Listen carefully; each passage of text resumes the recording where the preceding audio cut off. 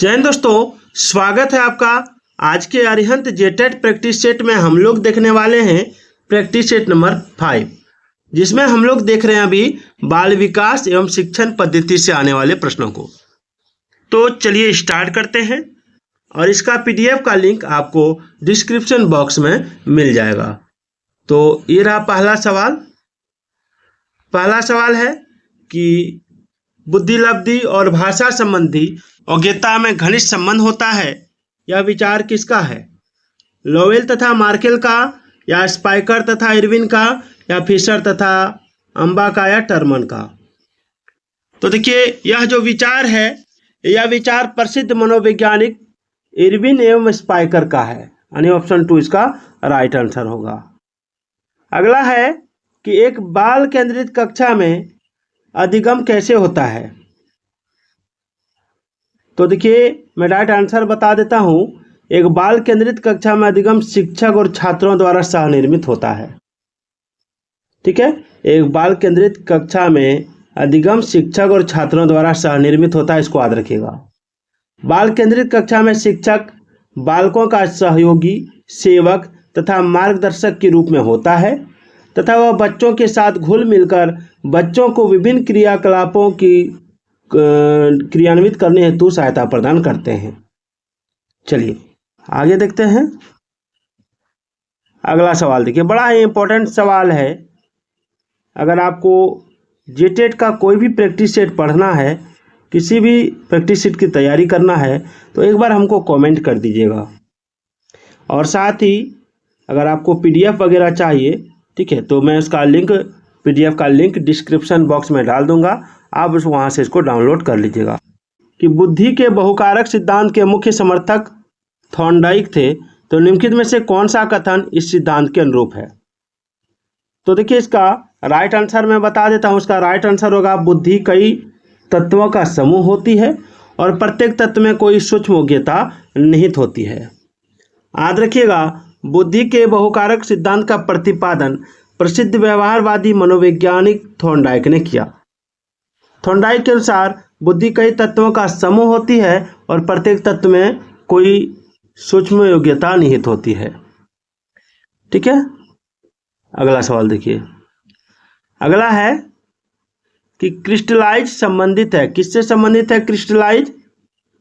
तो देखिए, क्रिस्टलाइज संबंधित है अनुभव, अधिगम तथा वातावरण संबंधी कारकों पर आधारित एक समान योग्यता से। क्रिस्टलाइज अनुभव आपका अधिगम, वातावरण संबंधी कारकों पर आधारित समान योग्यता से है। तरल तथा ठोस या क्रिस्टलाइज सिद्धांत को केटिल महोदय ने दिया है। तरल, ठोस या क्रिस्टलाइज सिद्धांत को किसने दिया है? केटिल महोदय ने।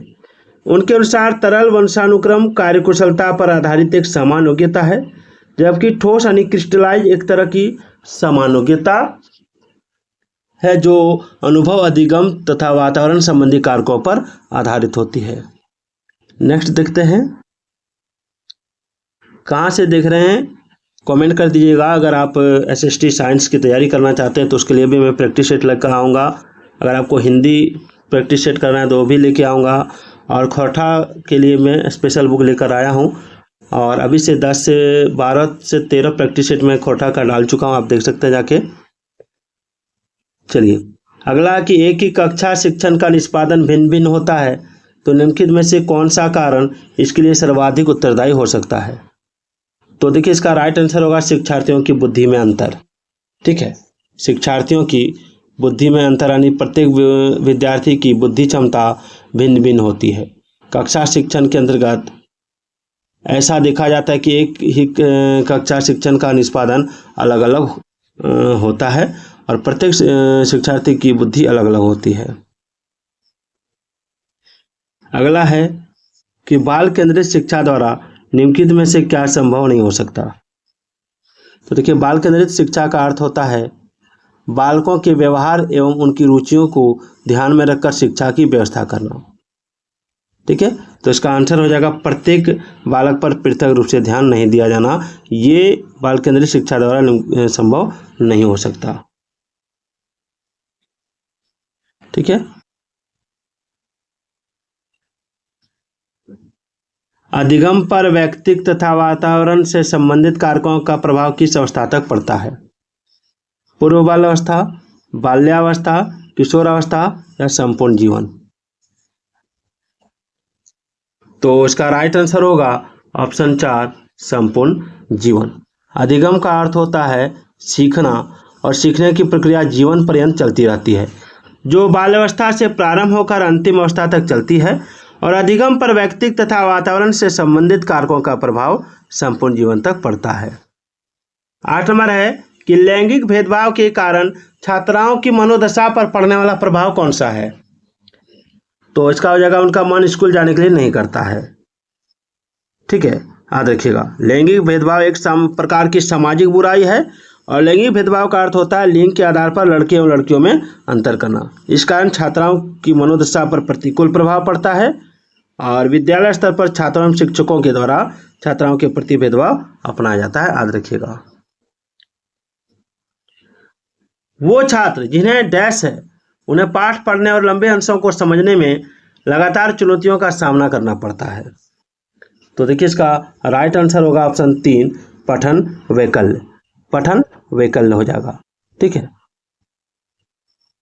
पठन वैकल्य एक ऐसी समस्या है जिसमें छात्रों को पाठ पढ़ने में ही कठिनाई का अनुभव होता है तथा वह पाठ को सही तरीके से पढ़ने तथा समझने में असमर्थ होता है। चलिए आगे बढ़ते हैं।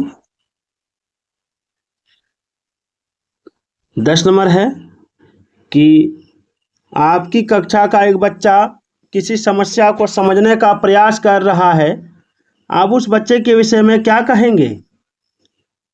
तो मैं आंसर बता देता हूं। तो बच्चे में वैज्ञानिक सोच का विकास हो रहा है।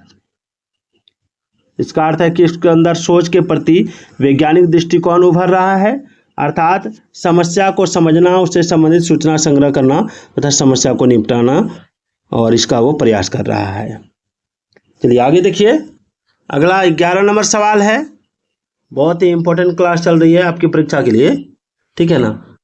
11 नंबर सवाल है कि शिक्षार्थियों के मूल्यांकन के लिए सामान्यतः निबंधात्मक प्रश्नों का प्रयोग किया जाता है। तो इस प्रकार के प्रश्नों की सबसे बड़ी खामी क्या है? तो इसका आंसर होगा इन प्रश्नों में वस्तुनिष्ठता एवं विश्वसनीयता की कमी होती है। 12 नंबर है कि निम्नलिखित में से कौन हाशिए के समूहों के विद्यार्थियों को शामिल करने में बाधा उत्पन्न करता है? तो ऑप्शन देख सकते हैं, शैक्षिक स्थानों तक पहुंच, अधिकारों में समानता, भाग लेने का अवसर, या फिर सामाजिक वर्तिकाग्र क्या होगा? तो देखिए इसका जो राइट आंसर होगा वो हो जाएगा आपका ऑप्शन 4, सामाजिक वर्तिकाग्र। अब देखिए, सामाजिक वर्तिकाग्र हाशिए के समूह के विद्यार्थियों को शामिल करने में बाधा उत्पन्न करता है। ठीक है, और सामाजिक वर्तिकाग्र मूलतः सामाजिक भेदभाव की रीति है। सामाजिक वर्तिकाग्र के अंतर्गत समाज के कुछ लोगों को समाज में से बहिष्कृत कर दिया जाता है। ठीक है ना। 13 नंबर है कि सतत एवं व्यापक मूल्यांकन के बारे में निम्नलिखित में से कौन सा कथन असत्य है? तो देखिए, सतत एवं व्यापक मूल्यांकन का अर्थ है छात्रों के विद्यालय आधारित मूल्यांकन से। ठीक है, और इसमें आपका 1 नंबर सतत और व्यापक मूल्यांकन के सतत पहलू के अंतर्गत मूल्यांकन के सतत और आवधिक पहलू का ध्यान रखा जाता है। और फिर है आपका कि व्यापक संगठन में विद्यार्थियों के विकास के शैक्षिक और इसके अलावा शैक्षिक पहलुओं का निर्धारण शामिल, ये भी सत्य है। कह रहा कौन सा कथन असत्य है ना। 3 नंबर, इसमें शिक्षार्थियों की उपलब्धियों का मूल्यांकन अंकों के रूप में होता है, ये गलत है। इसमें मूल्यांकन की बहुविध तकनीक का उपयोग अनौपचारिक रूप से किया जाता है, ये भी सही है। आप अपनी कक्षा में अधिगम की गति तेज कर सकते हैं, कैसे? तो देखिए, अधिगम की गति को तेज करने के लिए वास्तविक दुनिया से उदाहरणों को कक्षा में लाया जाए, जिसमें शिक्षार्थी एक दूसरे से अंतःक्रिया करें और शिक्षक उस प्रक्रिया को सुगम बनाए। 15 नंबर है कि किस तरह के प्रश्न पूछकर बच्चों में समालोचनात्मक सोच को बढ़ावा दिया जा सकता है? तो देखिए, इसका जो राइट आंसर होगा वो हो जाएगा आपका ऑप्शन 4, बीजों को अंकुरण के लिए हवा की आवश्यकता होती है, और सिद्ध करने के लिए एक प्रयोग की रूपरेखा तैयार कीजिए। 16 नंबर है, जब किसी क्रिया को बार बार दोहराया जाता है तो अस्वाभाविक उद्दीपक भी वही प्रतिक्रिया देने लगता है जो स्वाभाविक उद्दीपक देता है। तो यह अधिगम का निम्नलिखित में से कौन सा सिद्धांत है? तो ये हो जाएगा आपका शास्त्र अनुबंध सिद्धांत। यानी पावलोव के शास्त्र अनुबंध सिद्धांत के अंतर्गत कहा गया है कि जब किसी क्रिया को बार बार दोहराया जाता है तो अस्वाभाविक उद्दीपक भी वही प्रतिक्रिया देने लगता है जो स्वाभाविक उद्दीपक देता है। चलिए आगे बढ़ते हैं।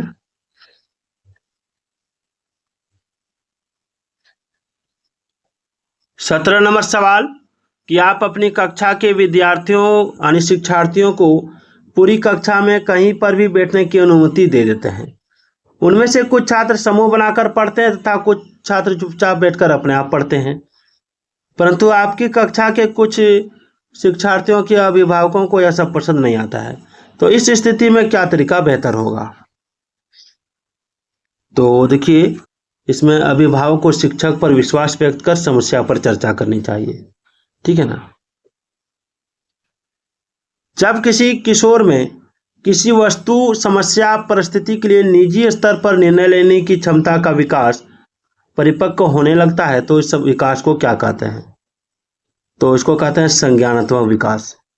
संज्ञान का अर्थ होता है समझ या ज्ञान। इसके अंतर्गत ज्ञान, समग्रता, अनुप्रयोग, विश्लेषण, संश्लेषण तथा मूल्यांकन आता है। यदि किसी बालक में इस प्रकार के गुणों का विकास होने लगता है तो उसमें निजी स्तर पर निर्णय लेने की क्षमता का विकास होने लगता है, जो उसे संज्ञानात्मक विकास को दर्शाता है। 19 नंबर सवाल है कि आपकी कक्षा का एक शिक्षार्थी पढ़ने में बहुत तेज है। वह 7वीं कक्षा में होते हुए भी 10वीं कक्षा के विषयों को आसानी से समझ लेता है। उसकी इस व्यक्तिगत भिन्नता का कारण क्या है? तो देखिए, ये है उसकी विशिष्ट योग्यता। किसी बच्चे में ऐसे विशिष्ट गुण पाया जाता है कि वह अपनी आयु की तुलना में अधिक सजग, सक्रिय एवं समझदार होता है। ऐसे बच्चे प्रतिभाशाली यानी गॉड गिफ्टेड बच्चे की श्रेणी में आते हैं। अगला है कि लेव वाइगोत्स्की के विचार में भाषा संज्ञानात्मक विकास को सुगम बनाती है, ठीक है ना। वाइगोत्स्की ने बालक के संज्ञानात्मक विकास में समाज एवं उनके सांस्कृतिक संबंधों के बीच भाषा को महत्वपूर्ण आयाम घोषित किया है। वाइगोत्स्की का यह मानना है कि भाषा ही वह माध्यम है जिससे विकास की प्रक्रिया को भलीभांति समझा जा सकता है। अगला सवाल एक अभिकथन है, फिर तर्क है। अभिकथन क्या कह रहा है कि शिक्षकों को किसी संप्रदाय से संबंधित विद्यार्थियों द्वारा ग्रहण भ्रांतियों और वैकल्पिक अवधारणाओं की उपेक्षा करना चाहिए। तर्क है कि भ्रांतियां अत्यंत गलत होती हैं और तर्कहीन चिंतन प्रक्रिया दर्शाती है। तो देखिए, मैं डायरेक्ट आंसर बता देता हूं। इसका आंसर होगा ऑप्शन 4, ए और आर दोनों गलत है। क्यों? तो शिक्षकों को किसी संप्रदाय से संबंधित विद्यार्थियों द्वारा ग्रहण भ्रांतियों और वैकल्पिक अवधारणा की उपेक्षा नहीं करनी चाहिए, क्योंकि विद्यार्थियों द्वारा ग्रहण भ्रांतियां उन्हें सत्य और असत्य की परख की ओर ले जाती है। भ्रांतियां हमेशा ही गलत होती है और तर्कहीन चिंता या प्रक्रिया को दर्शाती है। यह कथन भी असत्य है, ठीक है। भ्रांतियां अत्यंत गलत होती है, तर्कहीन चिंतन प्रक्रिया को दर्शाती है, यह भी कथन गलत है। यह कथन असत्य है क्योंकि भ्रांतियां हमेशा ही गलत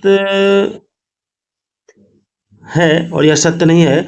भ्रांतियों के पीछे भी तार्किक विचार छिपे होते हैं जो भ्रांतियों को मजबूत करते हैं।